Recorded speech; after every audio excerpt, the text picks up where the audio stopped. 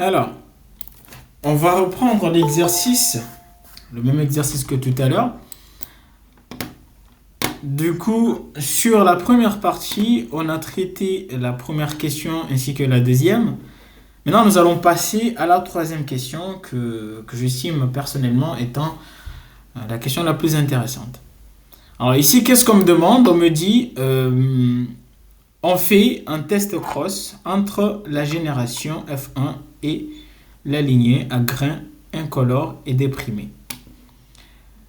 La question me dit, à quelle distribution statistique peut-on s'attendre selon que l'on suppose que les caractères considérés sont portés par des gènes indépendants ou liés.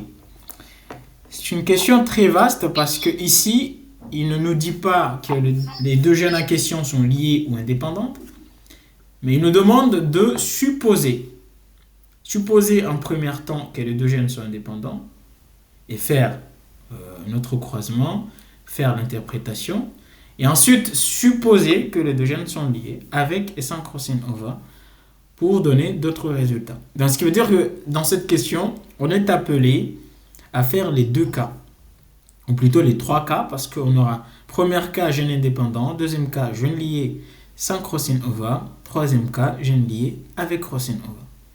D'accord? Et on verra les résultats obtenus. Alors, on va faire les croisements. D'accord? Tout d'abord,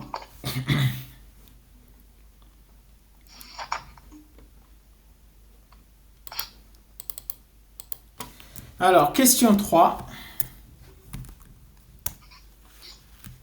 Première partie. Qu'est-ce qu'on considère? Soit les deux gènes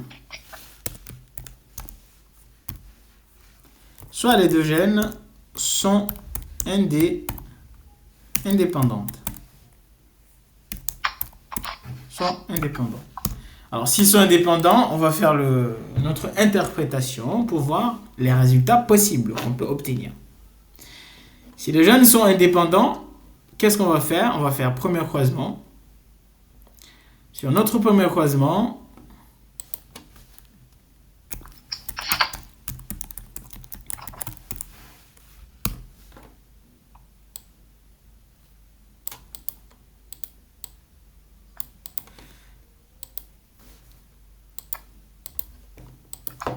alors, premier croisement, qu'est-ce qu'on a croisé?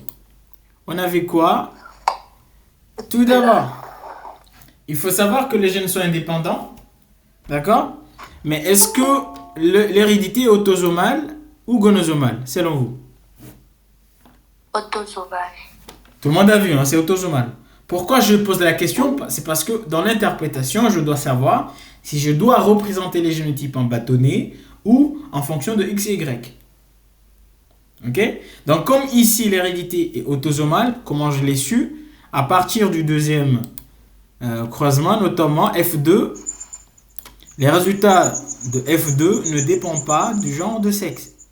D'accord? Il n'y a aucune précision liée au genre de sexe. Donc, l'hérédité est autosomale. Ce qui veut dire que les génotypes, je vais les représenter en fonction de deux bâtonnets avec un allèle en haut et un allèle en bas. Donc, grain coloré. J'ai ici coloré majuscule plein phénotype a été croisé avec incolore et déprimé. Ça, c'est les génotypes. Ensuite, les phénotypes, pardon. Les génotypes, comme les deux gènes sont indépendantes, j'écris les deux barres. Maintenant, première loi de Mendel a été vérifiée, donc ça veut dire les deux parents étaient comment? De race pure. Donc ici, j'aurai C sur C. On est d'accord? Ici, j'aurai P sur P. Ensuite, là, j'aurai quoi? Oumrati, il faut fermer le micro. il y a un retour qui dérange tout le monde. Ensuite, là, j'aurai petit d sur petit d. Donc, c'est les parents. Maintenant, après la méiose, le premier parent va nous donner combien de types de gamètes? Oui, Jerry.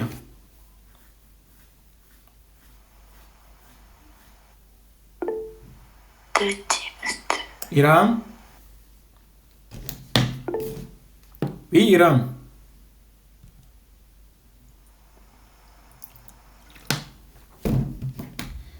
Si vous parlez, j'entends rien parce que vos micros sont fermés.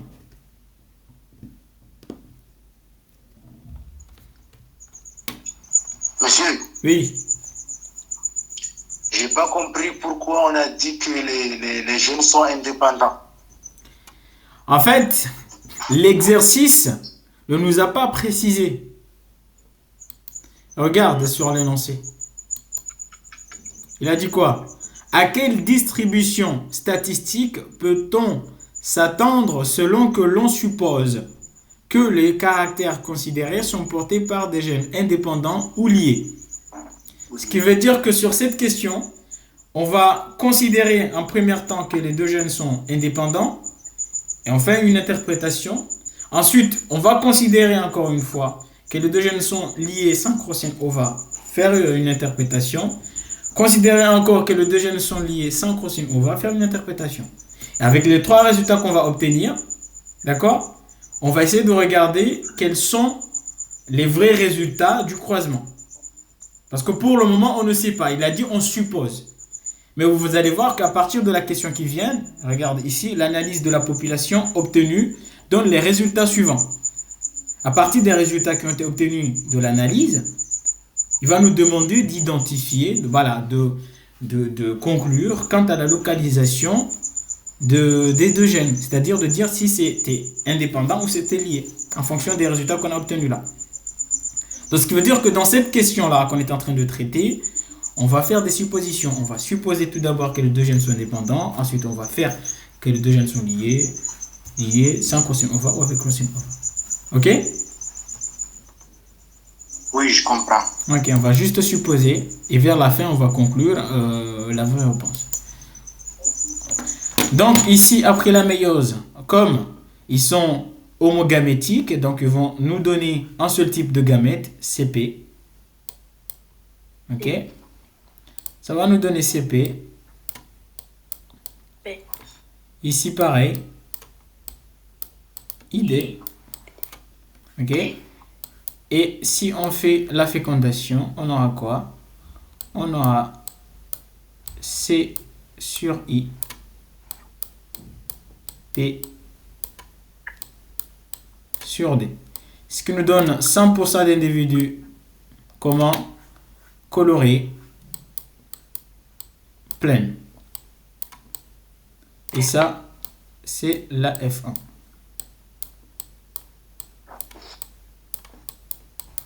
Voilà. Premier croisement. Ensuite, deuxième croisement. Sur le deuxième croisement,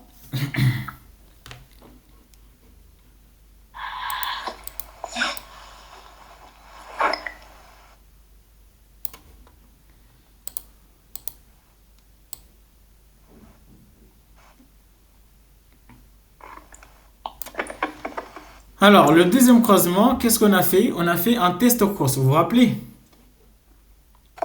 Oui. Un test cross, donc ça veut dire on a pris F1. Deuxième croisement. Récessif. On a pris F1 avec un parent doublement récessif, notamment celui qui était comment? Doublement récessif. Doublement récessif, donc c'était incolore. Déprimé. Donc, notre F1 aura les génotypes, vous vous rappelez, hein, génotype CP, mais de phénotype CP, mais de génotypes, notamment C sur I. Et là, nous aurons quoi? P sur D. Sur D. Sur D. Ici, on aura I sur I, D sur D. Donc vous l'avez très bien compris, après la méiose, ici on aura combien de types de gamètes possibles? 4 types. Déjà, on aura les CP, déjà. On aura CP. Ensuite, on aura ID. CD, on aura ID. ID. Et ensuite, ils vont se mélanger. D'accord? Ils vont se mélanger. On aura quoi? C, CD, CD, CD et puis IP. IP. Ok? Donc ici, il va nous donner un seul type de gamète, notamment ID. Donc on va passer à l'échiquier. Ici, j'aurai les résultats du parent, P2. Ici, j'aurai les résultats de F1. Donc, je remplis les résultats. Ici, j'ai eu CP, ID, c'est quoi? CD, PD, ID. ID, non. IP. Là, j'ai ID. Donc, ici, j'obtiens quoi? CP, ID, ça nous donne quoi? Là, parce que là, vous aurez C sur I, d'accord? Et vous aurez P sur D, d'accord? Donc, ça me donne quoi? CP.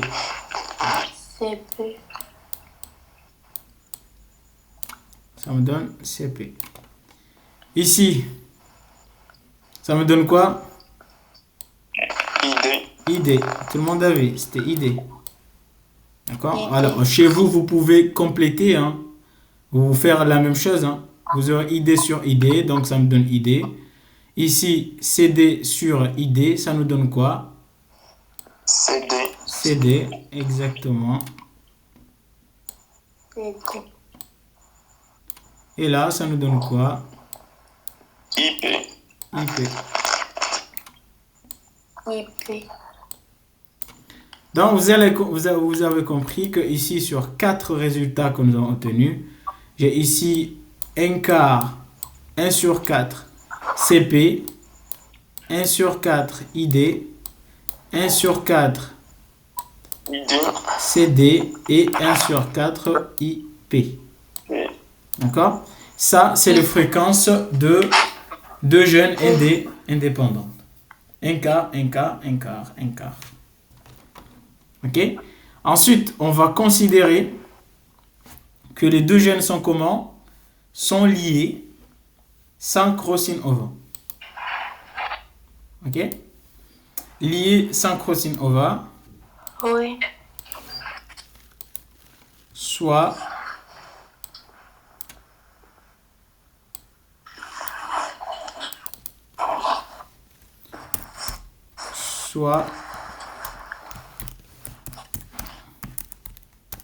les deux gènes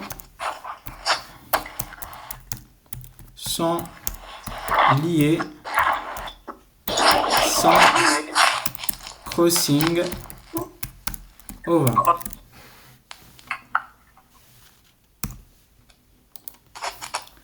Alors, on va pas répéter notre premier croisement, hein, parce que là, on la connaît déjà.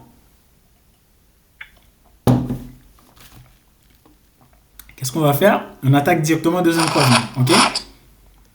Lié sans crossing over. Il se passe quoi? Donc là, on a fait un test cross, vous vous rappelez? Oui. Donc on avait F1 avec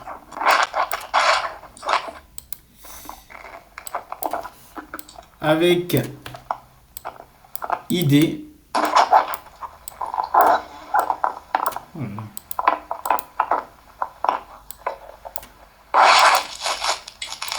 L'écriture de zinzin. Ensuite, génotype, vous avez très bien compris. On considère que les deux gènes sont liés sans crossing over. Ok? Donc, ce qui veut dire que là, j'aurai deux barres très longues comme ça. C, P. Et ici, j'aurai quoi? I, D. Ok? Là, pareil. Oui, Irham. ID sur ID. Donc ici, il y a combien de possibilités d'avoir de gamètes? Il y a deux possibilités. Donc soit il nous donne CP et ID. Ici, une seule possibilité, pardon. Donc ID. ID. Donc on passe directement à l'échiquier. Donc ici, on aura F1. Ici, on aura P2. P2, il nous a donné ID. F1, il nous a donné CP. Et ID. Donc vous avez compris, CP sur ID, ça nous donne directement CP. ID et ID, ça me donne directement ID. Donc, sur des résultats qu'on a obtenus, on a quoi? N demi CP et N demi ID. D'accord? Et ça, c'est les résultats de deux gènes liés sans crossing over. Maintenant, on va considérer que les deux gènes sont comment? Liés avec crossing over.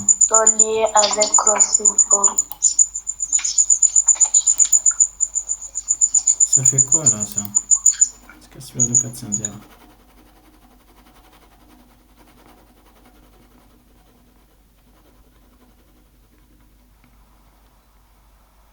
Voilà. Tac. Lié avec crossing over.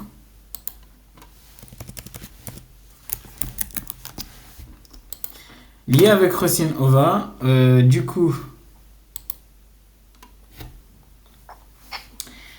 on va reprendre ce que nous avons fait tout à l'heure. Nous avons F1 fois ID. F1, si oui, il n'y a pas de souci, Anis Ibrahim, à la prochaine fois. Le reste du cours, tu peux la regarder sur YouTube. Je vais publier le cours ce soir, Inch'Allah.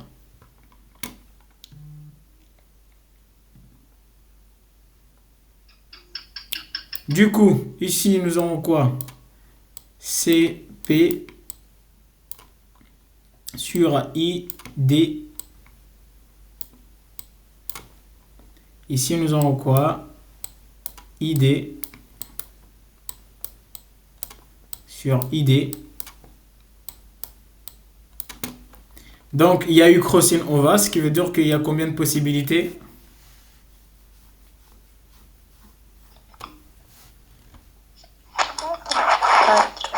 Quatre possibilités, d'accord? Il y aura quatre possibilités. On va avoir CP, ID, et puis CD et IP. C'est quoi la différence entre celle-ci et tout à l'heure?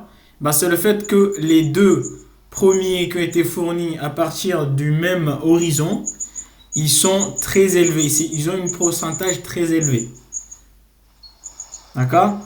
Généralement, ça ne descend pas, c'est entre 80 et 84%, quelque chose comme ça.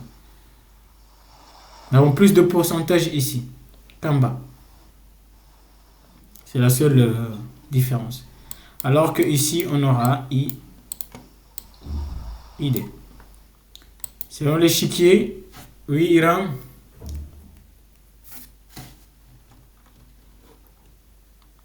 Iram, tu viens de lever la main, je ne sais pas pourquoi.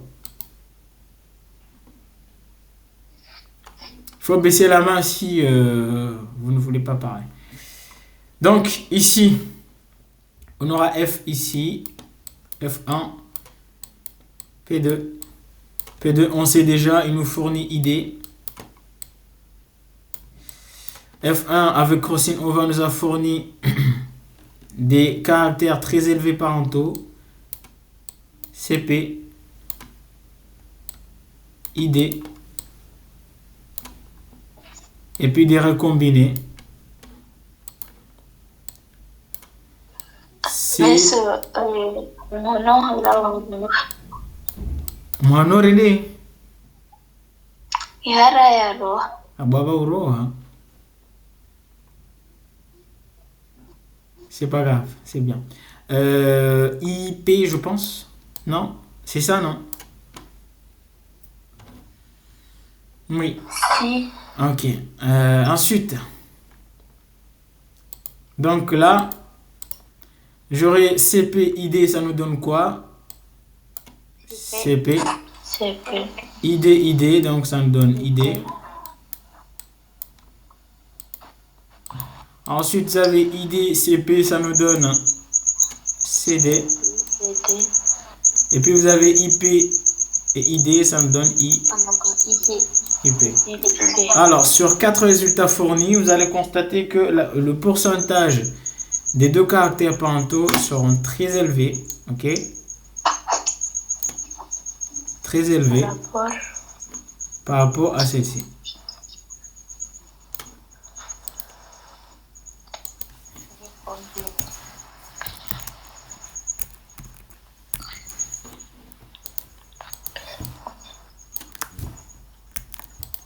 Moi, c'est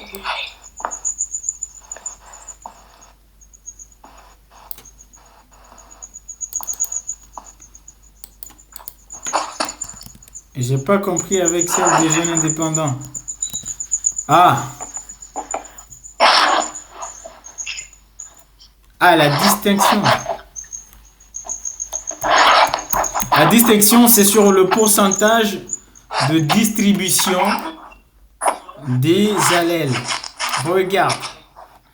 Ici, comme nous avons des gènes qui sont liés, mais c'est avec une crossing over qu'il y aura un mélange de gènes, ça veut dire que de base, vous aurez les deux gènes qui devront être distribués à endémie.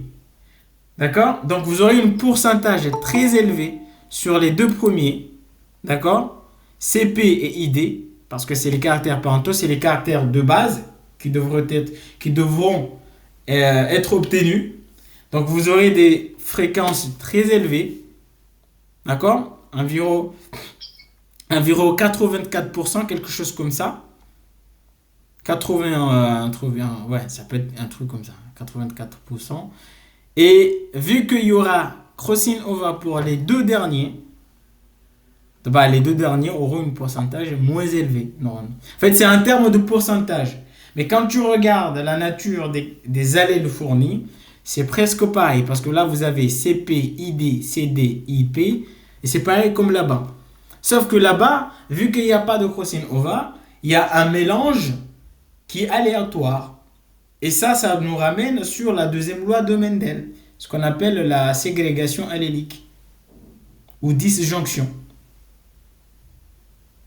C'est pour cela que vous avez le même nombre de pourcentages d'apparition.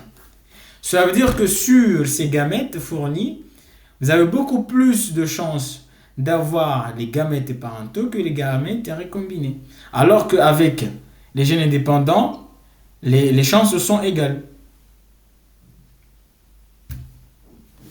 C'est tout. Donc là, on vient de... En vrai, parce que là, on a fait gène indépendant, gène lié, avec crossing over et sans crossing over. Maintenant, la vraie question de l'exercice, c'est la dernière. C'est cette question-là qui nous demande L'analyse de la population obtenue donne les résultats suivants. 40-32 grains colorés pleins, 40-35 grains incolores déprimés, 149 grains incolores déprimés, 152 grains incolores pleins. Comment ça, tu n'as pas compris?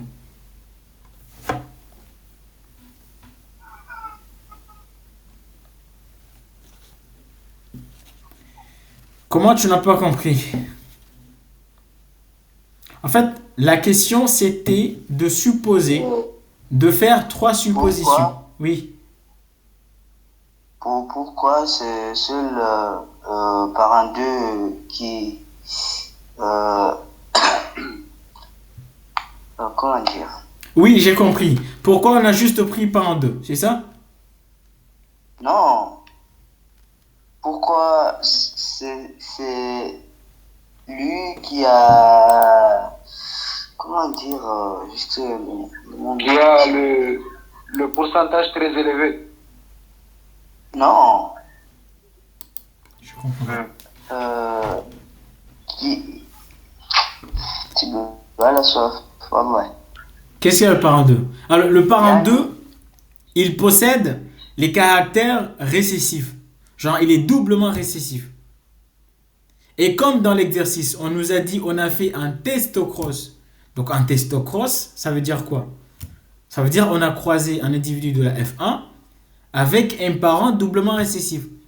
En fait, c'est l'information-là, testocross, qui nous a permis de choisir le parent P2. Genre, c'est lui qui possède incolore déprimé parce que c'est les deux caractères qui sont récessifs. Et pour faire un testocross, on aura besoin d'un individu de la F1 avec un parent qui était doublement récessif. Donc, on a choisi P2. Non, la vraie question, c'est que pourquoi c'est lui qui a produit...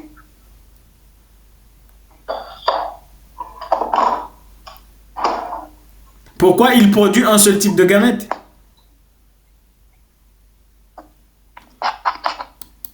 Oui. Pourquoi il produit un seul type de gamète? C'est simple. Regarde, quand on a fait le premier croisement, tu as vu que même le parent 1, le P1, a fourni un seul type de gamète. Pourquoi? Parce qu'ils sont homozygotes. Ils sont race pure, c'est-à-dire ils possèdent les mêmes allèles en haut et en bas. Donc les mêmes allèles en haut et en bas, c'est le même allèle, donc ils vont nous donner les mêmes types de gamètes, un seul type de gamète. Par contre, avec F2, vous avez CP en haut et ID en bas, ce qui veut dire qu'on a une possibilité d'avoir CP en haut et une possibilité d'avoir ID en bas, et comme les deux gènes ne sont pas liés, il y a aussi une possibilité de faire une mélange, CD et IP. Par contre ici, regarde, vu que j'ai ID en haut, ID en bas, il n'y a pas de différence parce que même si je prends ID, ça donne ID, je prends en bas ID, c'est toujours ID. Si je mélange I et D qui est ici en bas, c'est toujours ID. Si je prends I qui est en bas avec le D qui est en haut, c'est toujours ID. Donc ça me donne un seul type de gamète qui est ID. Pourquoi? Parce qu'il est homozygote. Il est de race pure.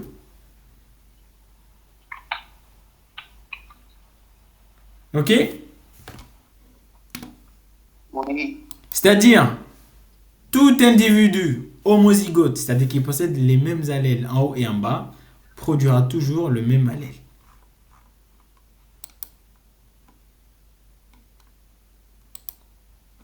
C'est toujours comme ça. Je vais regarder la vidéo. Il n'y a pas de souci, hein, si vous avez des soucis de téléphone, vous regarderez la vidéo sur YouTube, il n'y a pas de souci. Bref, donc là, on vient de finir la deuxième question. On va faire la dernière question, qui va être très rapide. Hein.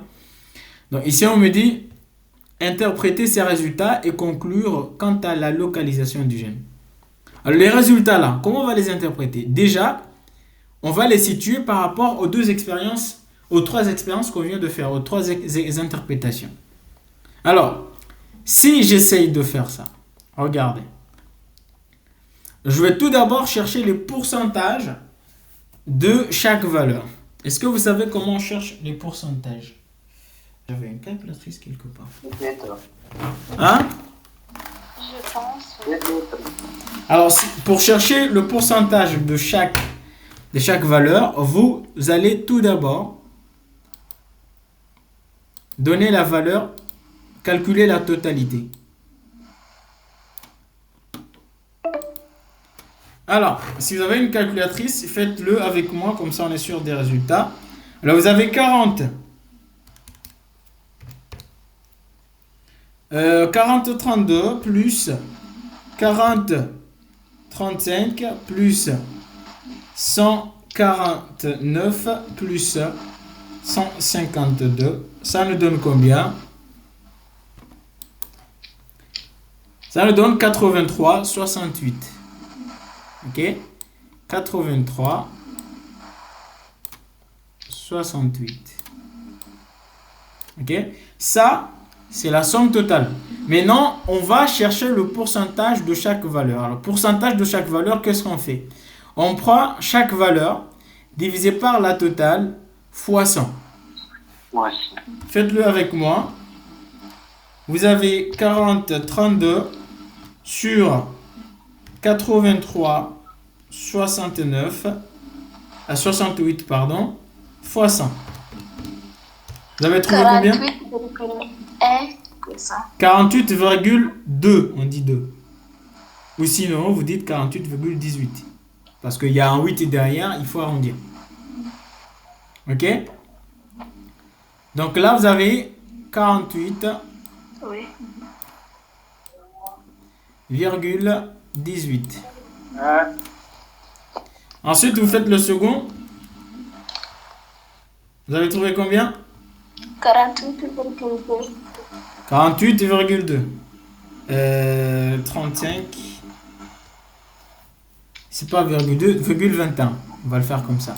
On prend à deux chiffres. Il avait un peu arrondi, c'est ça. 48,21. Hein? Le troisième? 1,78. 149. 1,78, c'est vrai. 1,78. Le dernier? 1,81. 1,81.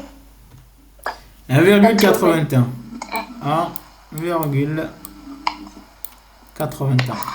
D'accord? Tout ça, c'est un pourcentage. Ok? C'est un pourcentage. Donc maintenant, vous avez compris, vous avez deux valeurs qui sont très élevées et deux valeurs moins élevées. Et si vous regardez, vous remarquerez que là, vous avez les deux valeurs très élevées qui sont les valeurs parentaux. Donc, selon vous, que pouvez-vous dire quant à la localisation des deux gènes? Les deux gènes sont comment?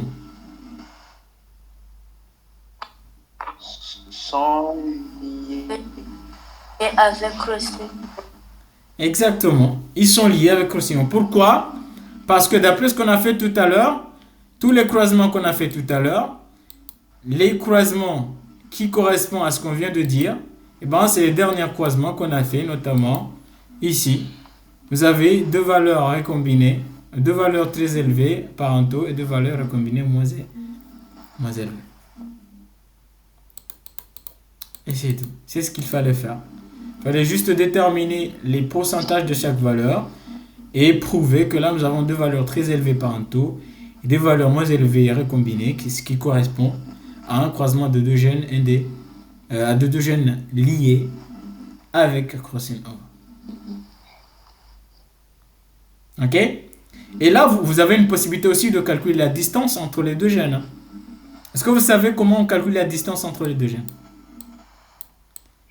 Distance des deux gènes est égale fréquence récombinée sur la totale fois 100. Vous aurez la distance en centimorgane. Calculez et donnez-moi la distance. Ça doit être, ça peut pas dépasser 3. 3, quelque chose là.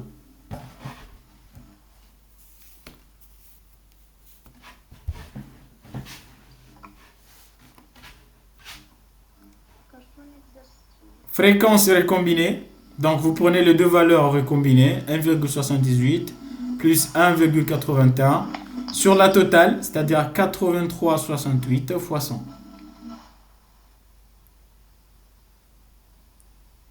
Y a-t-il quelqu'un qui calcule? Ok. 43,68 total how? Oui, 43,68. J'aurais dit 29. Hein? 6,89. Chance. Il y a un arbre, oui. Qui ont dépassé 3, je pense. Je voulais calculatrice aussi là. Moi, je n'ai pas compris comment. Ça, c'est une formule. Vous avez la distance des gènes est égale fréquence recombinée sur la totale fois 100. Les fréquences recombinées, c'est quoi? Ils sont là. 149. C'est ça, les deux là. C'est 0,04.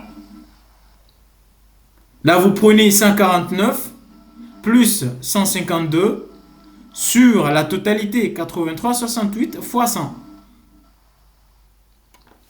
Ça vous donne combien? Hein? 0,04. Non, non, non, ça c'est trop petit. 3. Attendez, je calcule pour vous. Monsieur calculatrice. Oui, c'est 3,6. C'est 3,6. Effectivement. C'est moi qui ai trouvé la réponse. C'est 3,6. Il suffit de prendre 149 plus 152 sur 83,68 fois 100. Donc, et là, vous aurez la distance entre les deux gènes. Donc, pour répondre à la question c'est assez simple. On nous a dit interpréter les résultats et conclure quant à la localisation des gènes. Et bien, c'est simple. On a juste déterminé le pourcentage de chaque fréquence. On a remarqué que là, nous avons deux valeurs très élevées parentaux et deux valeurs moins élevées recombinées. Ce qui nous permet de dire que ces résultats sont conformes à un croisement de deux gènes liés avec crossing over. Et c'est tout. Vous arrêtez là.